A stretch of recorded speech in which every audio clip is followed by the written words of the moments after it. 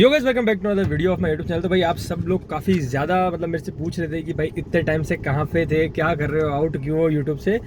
तो इसका दोस्तों जो मेन रीज़न है वो ये है कि मेरे जो फादर हैं उनका डायलिसिस चालू है। डायलिसिस दोस्तों एक एंड स्टेज होता है, तो वो चालू है। अब डायलिसिस है तो सही, लेकिन अब उसके बारे में हम कुछ कर नहीं सकते। उसके लिए हम ट्रीटमेंट हमारी तरफ से पूरा करवा रहे हैं। अब रही बात इसमें ट्रांसप्लांट की, तो उसके बारे में हम दोस्तों पूरी डिटेल आपको मैं पूरी डिटेल बताऊँगा। तो यहाँ पर मेरे पापा बैठे हुए हैं। हाँ, तो इनको क्या डायलिसिस, मेरे फादर का डायलिसिस चालू है। तो ये क्या है, काफ़ी ज़्यादा डिफिकल्ट प्रोसेस होता है।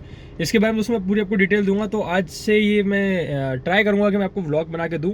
और मैंने देखा है कि काफ़ी सारे जो लोग हैं उनको डायलिसिस की प्रॉब्लम है, तो उनके लिए एक गाइडेंस प्रोवाइड कर सकूँ। कि मैं दोस्तों 3 साल हो गए मुझे, 3 साल से ज़्यादा हो गए मुझे डायलिसिस में, और मेरे पापा को भी 3 साल से ज़्यादा डायलिसिस करवाते करवाते हो गया है। तो थोड़ा बहुत एक्सपीरियंस हमको है, तो उसके बारे में आपको मैं थोड़ा सा डिटेल दूंगा। तो अभी तो दोस्तों हम जा रहे हैं बाहर, थोड़ा सा क्या पापा को बोले घूमना फिरना है, तो वहाँ जा रहे हैं। डायलिसिस के क्या कॉम्प्लिकेशंस वगैरह होते हैं वो सारी डिटेल्स भी मैं आपको दूंगा। तो अभी फटाफट चलते हैं। क्या विलेज से क्या बाहर की तरफ जा रहे थे, हाईवे की तरफ। वहाँ पे अपनी एक शॉप है, तो वहाँ मेरी मम्मी वहाँ पे शॉप पे है। तो वहाँ पे जाने से पहले आपको दिखाना चाहता हूँ कि ये जो चीज़ है ना, जो अंडर पास होता है रेलवे का, ये सबसे ज़्यादा दिक्कत करता है दोस्तों, क्योंकि यहाँ पे सबसे ज़्यादा जो है वाटर लॉगिंग होता है। देखो अभी भी पानी तो है ही है इसमें। और ये आप मानोगे मत मानो, मेरी जो गाड़ी है ना, मैंने यहाँ से निकाली हुई है कम से कम 1.5 से 2 फीट पानी में यहाँ से निकाली हुई है इस स्क्विड को। तो सोच लो यार कितना रिस्क लिया होगा। वो भी पापा के लिए लिया था, क्योंकि हमको डायलिसिस के लिए जाना था। और इस तरह की प्रॉब्लम अगर रास्ते में कभी हो जाती है ना दोस्तों, तो काफ़ी ज़्यादा फ्रस्ट्रेशन होती है। अभी क्या है ना, हम लोग हमारे शॉप पे आके बैठे हैं, और अभी यहाँ से दोस्तों हम दूसरी शॉप पे जाने वाले हैं, जो कि आबू रोड के अंदर है। आबू रोड यानी जो आपने माउंट आबू का नाम सुना होगा, माउंट आबू की तलेटी होती है वहाँ पे है। तो वहाँ पे जाते हैं, और वहाँ पे जाके आपको वो शॉप का भी दिखाएंगे थोड़ा सा। इस शॉप के बारे में बाद में कोई बताऊंगा थोड़ा सा, और उसके बारे में बताऊंगा। वो कार का गैरेज वगैरह है, कोटिंग डिटेलिंग सारा काम वहाँ पे होता है। वो दूसरी शॉप है जहाँ पे कोटिंग डिटेलिंग होती है, और ये तीसरी शॉप है जहाँ पे गैरेज वगैरह होता है, गैरेज काम है। ठीक है, तो जाने के बाद दोस्तों अपन को काम कुछ इस तरह का है ना, कि वहाँ पे जाके अपन को देखना है कि भाई क्या काम अवेलेबल है, नहीं है। अगर काम नहीं होगा तो फिर मैं आज वहाँ पे नहीं जाऊँगा। अगर काम होगा तो डेफिनेटली मुझे वहाँ जाना पड़ेगा। सो अभी क्या अपन पेट्रोल भरा रहे हैं। पेट्रोल कितने का डलवा है? 300 का डलवा है, ज़्यादा नहीं डलवा है। मेरी गाड़ी का एवरेज अच्छा है, तो आबू रोड तक 300 में जाके आ जाती है। वैसे भी मैं ज़्यादा पेट्रोल भराता नहीं, क्योंकि लोग अक्सर इसको ले जाते हैं तो पेट्रोल की एसएससी कर देते हैं। 300 का बहुत है। 300 का अपना भाई पेट्रोल हो गया है। अभी अपन यहाँ से चलेंगे सीधा आबू रोड की तरफ। ज़्यादा नहीं भराने का हमेशा गाड़ी में पेट्रोल। अगर आपकी गाड़ी बहुत सारे लोग यूज़ करते हैं तो मेरी रिकमेंडेशन है कि भैया 200-300 का पेट्रोल भराओ, ज़्यादा भरा के कोई मतलब है ही नहीं। क्योंकि अक्सर क्या है ना, लोग ले जाते हैं और पेट्रोल भरवाते नहीं है, तो उसका नुकसान भी अपने सर पे ही आता है। ठीक है, तो ऐसा मत किया करो यार, लेके जाओ गाड़ी तो कम से कम पेट्रोल भरा दिया करो। बीच में क्या हम लोग का 1 सेकंड के लिए रुक गए थे बीच में, क्योंकि थोड़ा सा क्या नाश्ता वगैरह लेने की इच्छा थी पापा की। तो अभी अपन ने वो ले लिया है, और ये देखो ये रहा नाश्ता वगैरह। खा ली तू? बना हाँ, तो मैं तो बना ही रहा हूँ। खा दूँ? खाओ नहीं इसमें नहीं है। हम पापा और मैं एक्चुअली क्या है, पापा को क्या थोड़ा सुनने में दिक्कत है। ये डायलिसिस का दोस्तों एक साइड इफेक्ट है, जो कि आप बहुत सारे पेशेंट्स को देखने को मिलता है। किसी की आंखें चली जाती है, बहुत सारी दिक्कतें होती है डायलिसिस में। आपको मैं सारी डिटेल्स बताऊंगा डायलिसिस के लिए, कि कैसे क्या क्या होता है। अगर आपका भी कोई रिलेटिव है तो किसी से बचना चाहिए। ये देखो स्पेशल जलेबी। हाँ, खा लो, खाओ दोस्तों। ये तो भाई अभी हंसी मजाक दोस्तों चलता रहता है बाप बेटों के अंदर। अगर हंसी मजाक बाप बेटों के बीच में नहीं होगा तो बाप बेटों का रिश्ता क्या मतलब का भाई। तो फिर अभी सीधा हम शॉप पे चलेंगे। क्या मक्खी? अरे हाँ यार, ये मक्खियों का बड़ा त्रास हो रखा है। अरे रिक्शा वाले भैया हटो पीछे से, अरे जाने दो। अरे आंटी, अरे यार ये लोगों का सालों का समझ नहीं आता मुझे। ये मेन रोड है, वहाँ पे भी बीच में खड़े।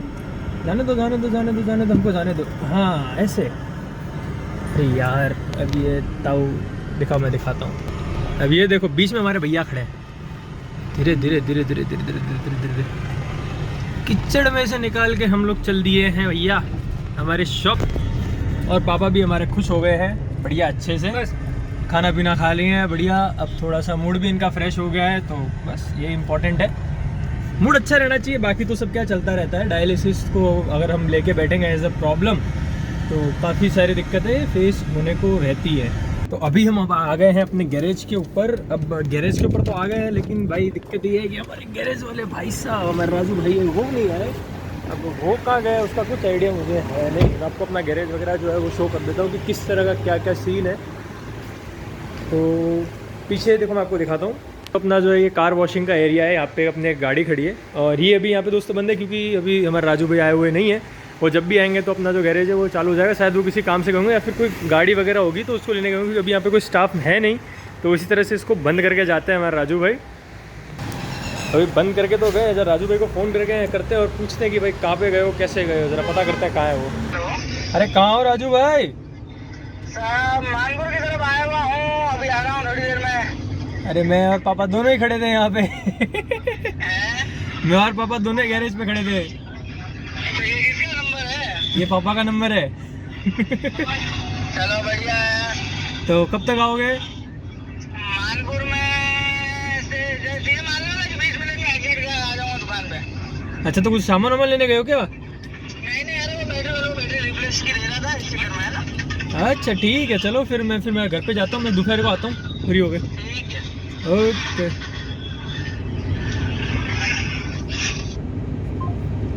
तो भाई हमारे राजू भाई तो गए हुए हैं कुछ काम से, बैटरी रिप्लेसमेंट के लिए गए हुए हैं, किसी न किसी गाड़ी की रिप्लेसमेंट के लिए वो गए होंगे। जैसा मैंने आपको कहा था, कुछ ना कुछ काम से गए होंगे वो। बाकी सुबह 8 बजे अपना गैरेज खुल जाता है और आपको गैरेज के नंबर वगैरह चाहिए तो यहाँ पे आपको शो हो रहे होंगे। कुछ भी आपको प्रॉब्लम हो, रोड साइड असिस्टेंस चाहिए हो, लेकिन आबू रोड के एरिया के अंदर, इससे बाहर में नहीं मिलेगी आपको, क्योंकि भैया इतना बड़ा काम नहीं है अपना, ठीक है, कि ऑल ओवर इंडिया अपन दे दे। और माउंट आबू की तरफ आते कुछ भी ब्रेक डाउन होता है तो आपको अभी नंबर जो शो हो रहा होगा या आप यूज़ कर सकते हैं, एनी टाइम बंदा पहुँच जाएगा आपके पास। तो अभी वापस अभी दूसरा काम तो कुछ है नहीं। आए थे वो काम तो हुआ नहीं, फिर घर चलते हैं। घर चल के मैं आपको सीधा अभी आपको मेरे घर पे वो वाली शॉप पे लेके जाऊंगा और वहाँ जाके आपको मैं पूरी डायलिसिस की डिटेल्स देता हूँ कि डायलिसिस किस तरह से होती है, क्या उसमें प्रोसीजर होता है, अगर आपका भी कोई रिलेटिव है करवाना चाह रहा है तो क्या क्या चीज़ों का ध्यान रखना पड़ता है उसमें। दिक्कतें तो दोस्तों बहुत सारी आती है, लेकिन अब वो क्या ना, थोड़ा हंस के दबानी पड़ती है वो सब चीज़ें। अगर नहीं दबाओगे तो फिर आगे लाइफ में बढ़ोगे कैसे, है ना। तो फटाफट घर जाता हूँ मैं सीधा, क्योंकि अभी यहाँ पे दिखाने के लिए कुछ है नहीं। ये तो बहुत कुछ है, वो अगले वीडियो के अंदर कवर करेंगे, लेकिन अभी के लिए सीधा हम डायलिसिस के टॉपिक पे हैं तो बस वही कवर करेंगे। घर जाने से पहले हमने सोचा कि मकई का दाना, ये भाई हमारे रेगुलर यहाँ पे खड़े रहते हैं। अगर कभी भी आओ तो BS मेमोरियल स्कूल के सामने आके आप इनसे मकई ले सकते हो, ठीक है। भैया तुम्हारा नाम क्या है? हाँ, पंकज भाई को याद रखना। अगर इधर आओ ना माउंट आबू, तो BS वाले के सामने जो अपना कहेंगे, जो क्या कहते हैं इसको, कॉर्न, और हिंदी में कहे तो मकई, अगर उबली हुई खानी हो ना तो भाई खा कर जाना, बहुत टेस्टी बनाता है और सिर्फ 20 रुपये लेता है, तो तुमको बड़ा मज़ा आएगा, खा कर जाना यार। देखो मेरे ब्लॉग के अंदर तो है ना काफ़ी सारी इंटरेस्टिंग चीज़ें देखने को मिलने वाली है, ठीक है। ये बात ये है कि मैं ब्लॉग कम करता हूँ, और कम करने का कारण ये है कि मैं पूरा दिन बिजी रहता हूँ। जैसे कि अभी आपने मेरा शेड्यूल देख ही लिया है, अभी मैं 20 किलोमीटर तो वापस आया, अभी 20 किलोमीटर मुझे वापस घर पे जाना है, फिर बाइक करके मैं 20 किलोमीटर वापस आऊँगा, फिर इधर सारा काम निपटा के 20 किलोमीटर में वापस आऊँगा, फिर घर पे जाके भी मुझे बहुत सारे काम होते हैं।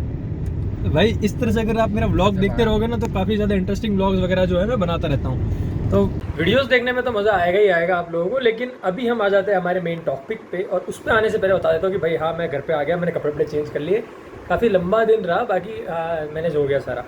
अब मेन जो टॉपिक है वो है दोस्तों डायलिसिस का। अब डायलिसिस के अंदर क्या होता है कि अपनी जो किडनीज़ होती हैं जब ये वर्क करना बंद कर देती है तब उसके लिए एक मशीन होता है जो अपनी किडनी के जैसा वर्क करता है, ठीक है। सिंपल भाषा में कहूँ तो अगर आपकी किडनी काम नहीं कर रही है तो एक मशीन जो होगी वो आपके ब्लड को प्योरीफाई करेगी, और वही चीज़ मेरे पापा के लिए होती है, डायलिसिस वही होती है। अब सब लोग कहेंगे भैया ट्रांसप्लांट करवा लो, ये करवा लो। देखो ट्रांसप्लांट सबसे पहले तो बहुत डिफ़िकल्ट होता है, दूसरी बात उसके सक्सेस रेशियो बहुत ज़्यादा कम है, और तीसरी बात कि उसके अंदर जो मेडिकेशंस वगैरह लगते हैं उसमें जो पेशेंट होता है उसको बहुत ज़्यादा दिक्कतें आ सकती है, और सक्सेस हो जाता है तो बहुत रेयर, ऐसा नहीं कहूँगा कि दिक्कत नहीं आती, बाकी बहुत दिक्कत उसमें भी आती है, ठीक है। अब ऐसी बात है ना कि देखो दिक्कतें तो आनी है, लेकिन इसका मतलब ये नहीं कि मैं ट्रांसप्लांट के लिए अप्लाई नहीं कर रहा हूँ, मैंने उसको ऑलरेडी अप्लाई कर चुका हूँ, और उसमें भी क्या बाकी बहुत ज़्यादा लंबा प्रोसीजर है। अब उसके बारे में मैं आपको डिटेल बताऊंगा पूरी की प्रोसीजर क्या है, कैसे करना है। अगर आपको सब मेरे बारे इसकी डायलिसिस के रिलेटेड कुछ भी जानना हो ना, फटाफट चैनल को सब्सक्राइब कर लो, क्योंकि इसके ऊपर मैं काफ़ी सारे वीडियोज़ बनाने वाला हूँ आप लोगों के लिए।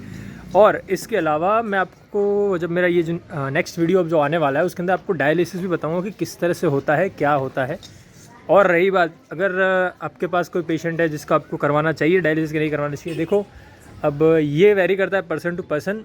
डायलिसिस का जो स्टार्टिंग पॉइंट होता है वो दोस्तों क्रिएटिनिन होता है। अगर आपकी किडनी का क्रिएटिनिन बहुत ज़्यादा है तो आपको डायलिसिस करवाना ही पड़ेगा। क्रिएटिन है वो कितना होना चाहिए? क्रिएटिन इसका मतलब ये नहीं कि ज़्यादा क्रिएटिन है तो मतलब आपको डायलिसिस करवाना ही है दोस्तों। ये कभी कभी नेचुरल भी हो जाता है। नेचुरल यानी अगर आप किसी सांप ने काट लिया तो भी आपका जो क्रिएटिन लेवल है वो बढ़ जाएगा। अगर आप मीट खाते हो तो क्रिएटिन लेवल बढ़ जाएगा। बहुत सारी चीज़ें होती हैं, लेकिन एक बार डॉक्टर से कंसल्ट कर लो। अगर डॉक्टर कहता है कि यू हैव मतलब डायलिसिस करवाना पड़ेगा तो एक आध बार करवा लो। उसके बाद कितना रिकवरी आता है उसके ऊपर डॉक्टर आपको आगे सजेशन देगा। लेकिन ये सब एक नेफ्रोलॉजिस्ट से कंसल्ट करवाना। मैंने क्यों कहा, क्योंकि अगर आप नेफ्रोलॉजिस्ट की जगह पे अगर आप किसी यूरोलॉजिस्ट से कंसल्ट करवाओगे तो यूरोलॉजिस्ट का काम इतना प्रॉपर नहीं बैठेगा और नेफ्रोलॉजिस्ट का जो काम है वो काफ़ी ज़्यादा अच्छा रहेगा इस केस के अंदर। क्योंकि नेफ्रोलॉजिस्ट जो होता है वो प्रॉपर किडनीज के लिए ही होता है, उसी के लिए वो काम करता है। ठीक है, तो रही बात कि अब डायलिसिस का जो प्रोसेस है उसमें अगले वीडियो के अंदर आपको दिखाने वाला हूँ कि मेरे पापा का कल डायलिसिस है। ये वीडियो आने के बाद जो नेक्स्ट वीडियो आएगा उसके अंदर पूरा डायलिसिस का प्रोसेस आपको देखने को मिल जाएगा। तो मिलता है अगले वीडियो के अंदर, तब तक के लिए स्टे ट्यून्ड, बाय बाय।